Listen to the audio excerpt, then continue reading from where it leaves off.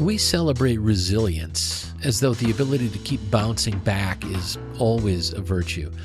But what happens when employers, governments, and even the wellness industry start depending on our ability to endure conditions they should be helping to change? At some point, resilience stops being about recovering from unavoidable adversity, and it becomes an excuse for tolerating preventable harm. Maybe the goal shouldn't be making people tough enough to survive broken systems. Maybe we should be building systems that don't require people to be superhuman just to survive. Welcome to another bonus edition of the MTB Podcast, a segment of the weekly episode that I call Afterthoughts. This is my favorite part of these weekly presentations because it gives me a chance to dig a little deeper into something that came up during the main episode. We're constantly being told to become more resilient. Burned out at work? Build resilience. Struggling financially? Become more adaptable. Your community gets hammered by another crisis? Look how resilient everyone is. And resilience really is valuable. We need the ability to recover from grief or failure, uncertainty, and all the adversity that life inevitably throws our way.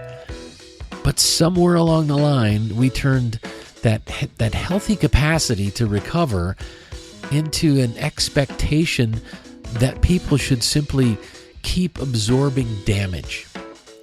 Let's call this the resilience myth. When systemic failures get redefined as personal deficiencies. And instead of fixing the conditions that are hurting people, we just teach people how to endure those conditions more efficiently. Sometimes resilience really does mean bouncing back, but sometimes it means refusing to keep bouncing off the same damn wall. How do we know the difference? And what would happen if we stopped trying to make people unbreakable and started building systems that didn't keep breaking them in the first place? So let's dive into that in this episode of Afterthoughts. In the world of engineering, resilience has a fairly straightforward meaning. It describes a material's ability to absorb energy when it's stressed or deformed, and then to recover when that pressure is removed. Right? Bend it, compress it, hit it, and if it's resilient, it returns to at least something close to its original shapes. Somewhere along the line, we took that useful mechanical concept and we decided, that would make a terrific expectation for human beings. Lost your job? Just bounce back. Burned out at work? Build resilience. You can't afford housing or healthcare or childcare? Become more adaptable. Your community gets hammered by another supposedly once-in-a-generation disaster? We'll praise how resilient everyone is while the cameras are rolling. Whatever happens, the expectation remains remarkably consistent. Absorb the damage, recover quickly, and get yourself ready for the next hit. Now, resilience itself isn't the problem. As we discussed in this week's main episode, the ability to recover from adversity, that's enormously valuable. Life guarantees that we're going to encounter grief and failure and uncertainty and all sorts of circumstances nobody really could have completely prevented. We need resilience. The problem begins when resilience stops describing our capacity to recover and it starts becoming our obligation to endure. That's what I'm calling the resilience myth. It's this idea that when people struggle under dysfunctional workplaces, inadequate institutions, economic insecurity, or broken social systems, the real problem is that the individuals themselves aren't resilient enough. A systemic failure gets quietly transformed into a personal deficiency. If you can't keep absorbing the pressure, maybe you need better coping skills or a more positive attitude or another mindfulness seminar or apparently one more freaking webinar about work-life balance. That's a very convenient philosophy for whoever benefits from keeping that wall exactly where it is. So here's the distinction that I want to explore today. Sometimes resilience means bouncing back, hitting that wall and bouncing back. Sometimes, though, resilience means refusing to keep bouncing off the same damn wall. Because survival is a valuable human capacity. But when institutions begin depending upon our endless ability to survive their failures, well, resilience stops being liberation. It becomes a type of systemic bondage. I believe there is an unholy trinity sort of working behind the scenes: power, control, and wealth extraction. Let's start with the workplace, because this is where the resilience myth becomes almost comically obvious. Imagine an organization where employees are chronically overworked, understaffed, worried about healthcare costs, answering messages after hours and on weekends, and watching their purchasing power disappear. I know, it's tough to imagine, right? Management could address those conditions. They could hire enough people. They could improve the compensation for the people they have. They could protect their time off. They could reduce the pointless meetings. Oh, I know all about the pointless meetings. Or stop pretending that every freaking email is an emergency. Or, stay with me here, they could give everyone access to a mindfulness app. Now, I'm not knocking meditation. Mindfulness can be genuinely helpful, as we discussed last week, but there's something deeply cynical about teaching employees breathing exercises while refusing to remove the boot from their chest. The same applies to these mandatory resilience seminars and wellness challenges and all the cheerful presentations about managing stress in the workplace when nobody is willing to discuss what's causing the stress in the workplace. And they're certainly not willing to get rid of those causes of stress. Fixing workloads, addressing compensation and staffing and workplace culture. Well, guess what? Those can be difficult and expensive things to do. Teaching employees to cope with those problems, it's considerably easier and cheaper. That's where corporate resilience programs can become tools of extraction. The goal quietly changes from creating a healthier workplace to creating workers who can tolerate an unhealthy workplace. We're no longer asking, why are people exhausted? We're asking, how can we help exhausted people remain productive? Congratulations, we've invented a more efficient form of exhaustion. Governments can play the same game, but on a much larger scale. Public systems can be weakened through chronic underinvestment, privatization, poor planning, or political choices that prioritize tax cuts and short-term savings over long-term capacity. Sometimes advocates of shrinking government, they explicitly argue that public institutions should do less. In other cases, neglect and dysfunction, they just accumulate. Either way, when infrastructure fails or communities are left dangerously exposed to economic, environmental, or public health shocks, something remarkable often happens afterwards. Officials praise the victims for their resilience. You'll hear it after floods and fires or factory closures. You hear it after economic collapses and other disasters. Oh, these people are incredibly resilient. And sometimes that's absolutely true. Communities do pull together.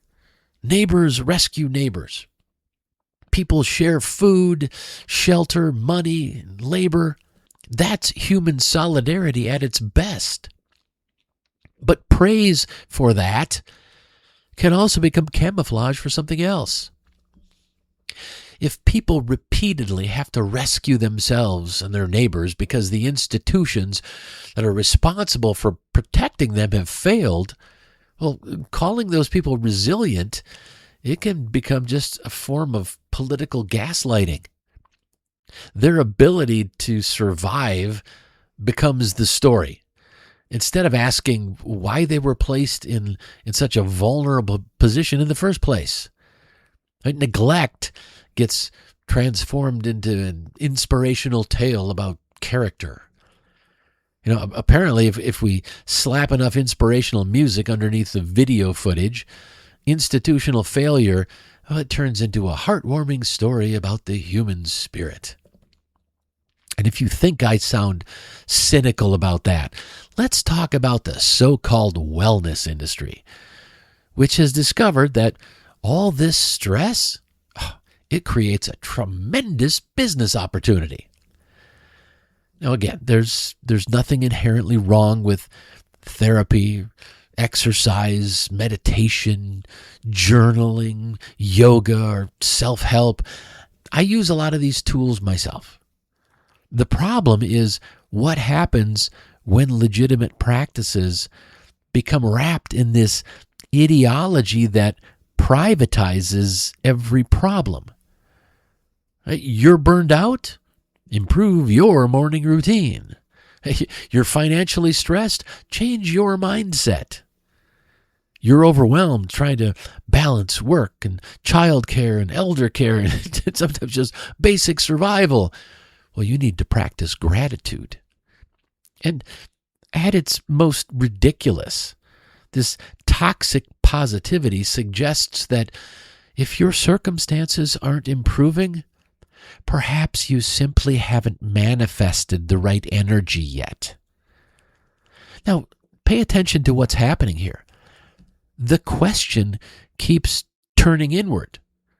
What should I change about myself? Now, sometimes that's exactly the right question. Personal responsibility matters. Our habits matter. Our choices matter. But if millions of unrelated people are experiencing the same supposedly personal problem, well, curiosity should eventually make us wonder whether something larger is going on here. Maybe millions of people didn't independently develop defective coping skills. Maybe some of the systems they're living within are the things that are really producing the predictable stress. That's why the wellness industrial complex can function as almost a pressure valve for the status quo. It offers legitimate tools for managing stress while sometimes sort of directing our attention away from the conditions that are producing that stress. Keep improving yourself. Optimize your sleep. Track your steps. Fix your mindset. Become the best possible version of yourself. Now, preferably do all that without asking, those inconvenient questions about wages and healthcare and housing and working conditions, or who benefits from keeping things exactly the way they are. And that's what connects these three institutions. Like corporations, governments, and wellness businesses, they aren't secretly sitting around some conference room table in the dark, smoking cigars, plotting against us. Right? The reality, it's a lot more mundane and a lot more believable. The fact is, they can all benefit when responsibility for systemic problems gets pushed downward onto individuals. It gets pushed onto you and me. Right? The workplace says you need to become more resilient. Politics says your community, oh boy, aren't you resilient?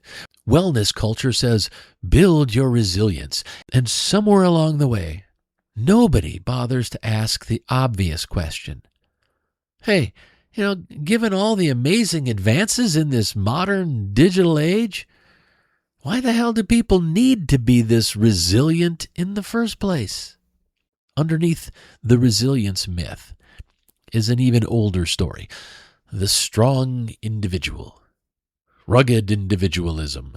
Western culture loves the lone hero, the self-made entrepreneur, the rugged pioneer, even the exhausted parent who somehow does everything, or the employee who gets knocked down repeatedly but always gets back up. We admire people who overcome adversity, and sometimes we should. And the problem comes when an inspiring story about perseverance becomes an expectation for everyone else. Well, hey, if they overcame it, why can't you? And suddenly, if you break under enough pressure, well, the problem isn't the pressure. It's you. You have simply failed. But human beings didn't become successful by learning how to survive alone. It's the opposite, in fact. We are profoundly social animals. We survived because we cooperated and shared resources and protected vulnerable members of our communities and taught one another and divided labor and passed accumulated knowledge on from one generation to the next. Human civilization itself is basically one enormous monument to interdependence.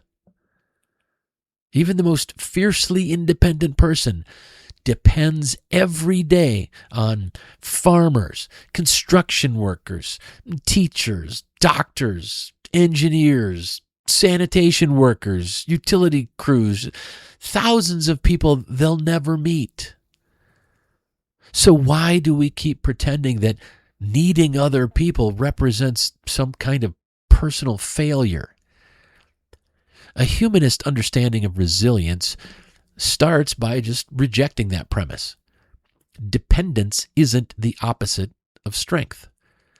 Interdependence is one of the sources of human strength. Sometimes you carry the weight. Sometimes I do. Sometimes neither of us can manage it, and we need a larger community to step in and give us a hand. That's not weakness. That's pretty much the survival strategy of our entire species. And there's a real cost when we forget that. People can endure tremendous adversity, but that endurance isn't free. Constantly asking someone to absorb stress and bounce back, what doesn't necessarily make them stronger. Eventually, it can just exhaust them. When people spend most of their mental and emotional energy just surviving, there's less energy for relationships, creativity, curiosity, empathy. There's less mental and emotional energy for joy. Even worse, exhausted people have very little capacity left to even imagine alternatives. And maybe that's the most dangerous part of this resilience myth. If you're just completely consumed with figuring out how to survive another week, you probably aren't spending a hell of a lot of time asking why survival has become so damn difficult. The mythology of the strong individual keeps our attention focused on our ability to endure the system rather than on our ability to change the system. Maybe the question shouldn't always be, how can I become strong enough to handle this? Sometimes the far more important question is, why are we asking people to handle this in the first place? So maybe we need to change the question. Right? Instead of constantly asking, how do I become more resilient? We should occasionally start asking, why is this system causing so much damage? And who benefits from my ability to keep enduring it? That's not an excuse to abandon personal responsibility. We should absolutely develop the skills to cope with adversity. But personal resilience and systemic accountability, they aren't competing ideas. We really need both of them. A genuinely resilient society would begin with mutual care built into the structure, rather than relying on individual charity after everything falls apart. Food banks, GoFundMe campaigns, neighbors helping neighbors, these can be wonderful expressions of human compassion. But we shouldn't need a viral fundraiser because someone got cancer. Mutual aid becomes structural when communities deliberately create systems that distribute risk and then provide support before desperation arrives. We also need redundancy.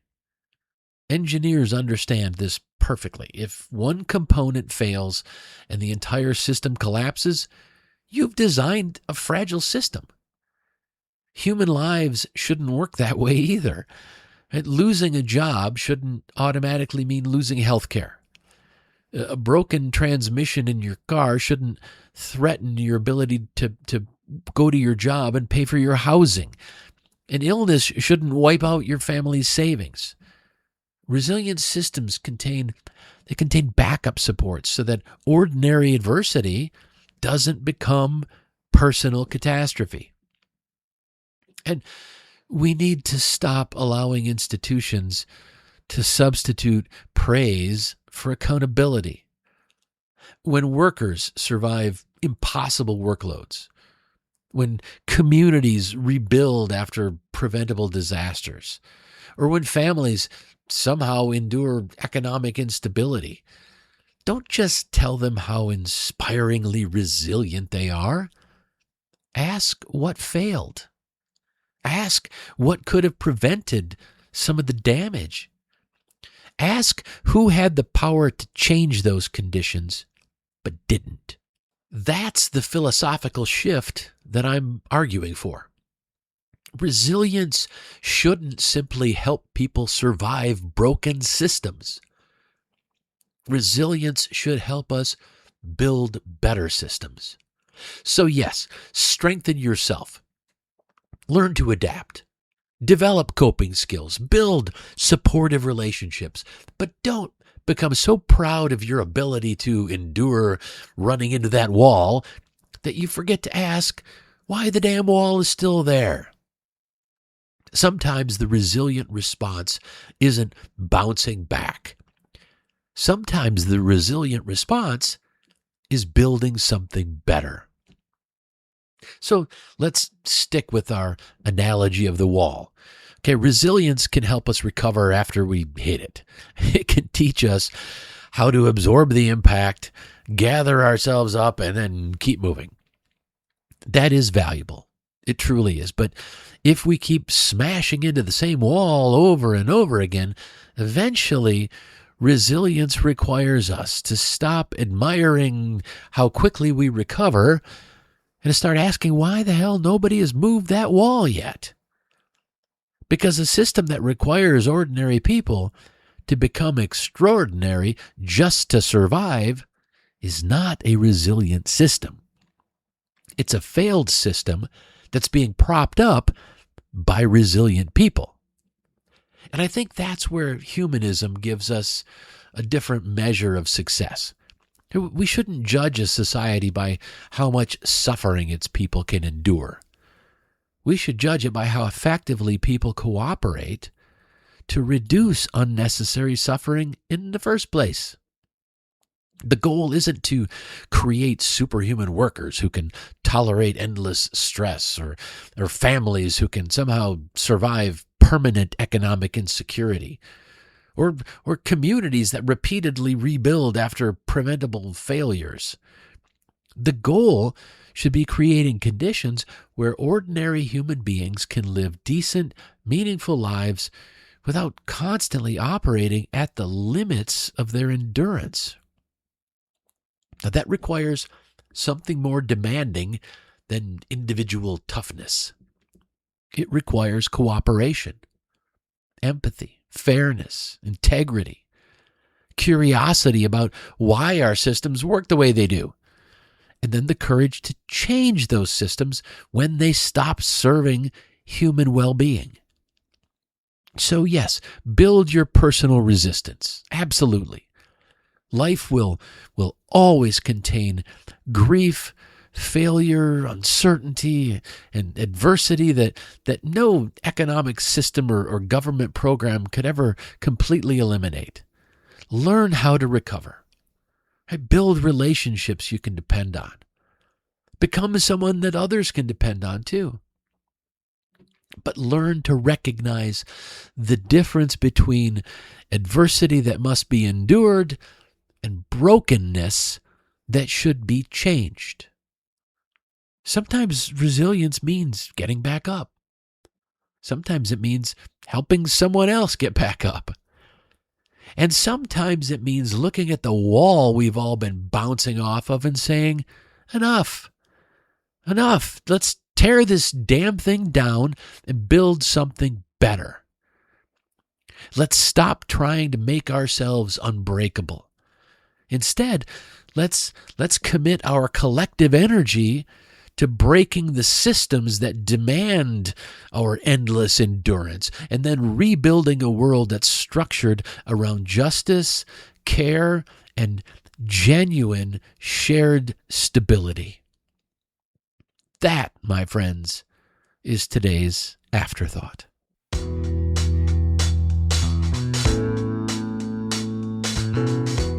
Thanks for joining me for this episode of Afterthoughts. If you want to keep up on everything I'm doing, please head over to thecodaproject.com and subscribe to my newsletter. You'll get notifications whenever I publish anything, and I'll also keep you updated on the weekly live streams of Mythologizing the Bible.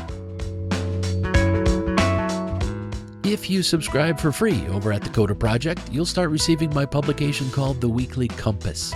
This is a brief guide on a single core value. Think of it as a mini lesson plan for personal growth. It's perfect for families, students, and adults because I include discussion questions for different age groups. As a subscriber, you'll also have access to the Guide to Kitchen Table Activism, which is a detailed resource designed to help you be politically active from your own home. The guide provides tools, tactics, and templates for you to use, and it only takes 15 minutes a week.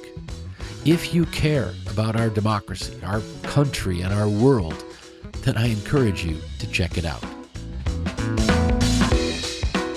Thanks again for listening. Until next time, remember to question everything, keep what's good, and live what matters.